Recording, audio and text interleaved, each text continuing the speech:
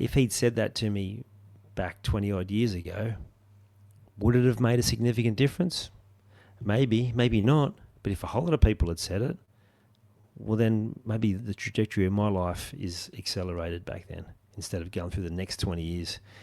Well, actually, it's probably 30 years since I'd last seen him. So that next 10 years of 15 years of really not going too many places at all.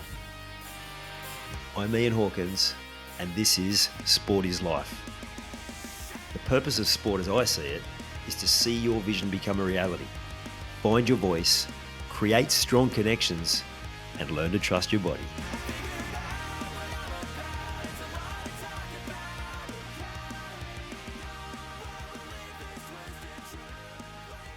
High performance is not just about you. It's about leadership. It's about being that person that other people are going to be able to be inspired by, to role model.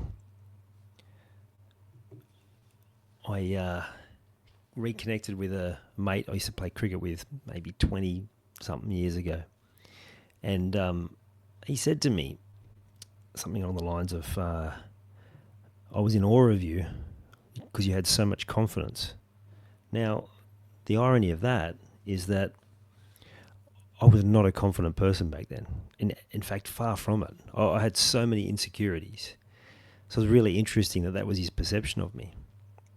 But what's also interesting is that was my perception of me, is that maybe I was more confident than I thought. And it reminded me something that I'd learned maybe 10 years ago now, which is if you have something positive to say about someone, if you have something you think someone needs to hear, then say it. That's leadership. That's high performance. Letting people know that they've done something well. Letting people know the good things you see about people. Telling them. The important people in your life, the people you work with, that you play sport with, all of them. We spend too much time focusing on negatives, whether it's about ourselves or putting other people down or whatever it is, or being overly critical of our young sports people, of our children, always finding fault instead of looking for the good stuff. It's such an important part of growth, of getting the best out of yourself, of getting the best out of others. And that's telling people what they're doing well. Now, sure, there are times where we need to give feedback that maybe isn't as positive, but I bet you do that pretty well. But one of the most common cultures in workplaces is if things are going well, you don't hear anything. You only hear from the leaders of the business if something goes wrong. And that is just not right. So we know this as employees or being part of a team. We know that that's something that's needed. We need to hear when we're doing well.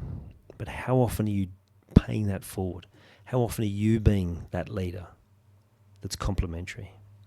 And you might be able to think of some examples off the top of your head. You might be even thinking, I do that all the time. But I challenge you to think deeper and look at how often in your personal relationships, in your work relationships, in your sporting relationships, where your first instinct is to go after what's not good, or even admiring people's success and sitting there thinking, oh, it might feel a bit creepy or awkward or cringy if I tell them what I think, if I tell them how good I think they're going. It's not. Now, some people might be uncomfortable with it, particularly people on the periphery who are watching and listening, and they might call it cringy, but that's more because they're uncomfortable with it, not because it actually is. So do not miss that opportunity to give praise. Do not miss that opportunity to tell people what you see in them that is so good. It could just be the thing that changes their whole life. Now, if he'd said that to me back 20 odd years ago, would it have made a significant difference? Maybe, maybe not. But if a whole lot of people had said it, well, then maybe the trajectory of my life is accelerated back then instead of going through the next 20 years. Well, actually, it's probably 30 years since I'd last seen him. So that next 10 years of 15 years of really not going too many places at all. And I've had other things, people tell me about my football, you could have played at National League level and all these sorts of things. I'm like, well, it would have been good to hear that back then, because I didn't believe that was true. I played park football. I played decent level park football, but another one of those examples that would have been good to know. But at the same time, I didn't have the confidence to tell other people. I was complimentary, I was encouraging, but I would have found that too uncomfortable to say what I really thought about people, to tell them what I thought and how good they were and how amazing they were and those sorts of things. I think there's probably an element of feeling like we're going to lose some stature if we build other people up too much. It's definitely an uncomfortable element about it for Australian men, and telling them other people how they feel and how much they care about them and how how impressive they might be. All of those different things.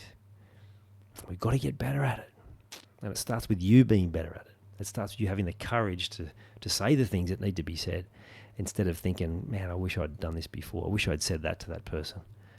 Well, then telling them 20, 30 years down the track when maybe the moment's passed. This is leadership. This is high performance. And you won't lose stature. You'll gain more stature. You'll gain more respect. And that energy that you're putting out, Jim Rohn quote, it's like what you reap, you don't just sow. You sow a whirlwind of other way around. What you sow, you don't just reap. You reap a whirlwind of what you sow. So in other words, you reap words escaping me, a exponential result from what you sow. So the more you can give, the more compliments you can give, the more validation, the more you can lift other people up, the more of that will come back to you. And not just in equal measures, in ever-growing measures. So take that stand today, make that choice today. Go out of your way to let people know what they're doing well. Have self-awareness when your natural instinct is to be critical or dismissive or cutting people down or even doing that to yourself. Choose the leadership option. Choose the better option for them and ultimately the better option for you. You've taken the time to listen to this whole episode. Now it's time to take action. Commit to one thing you've learned today and make it happen. And to avoid any obstructions, join the Sport is Life movement by clicking on the link in the show notes.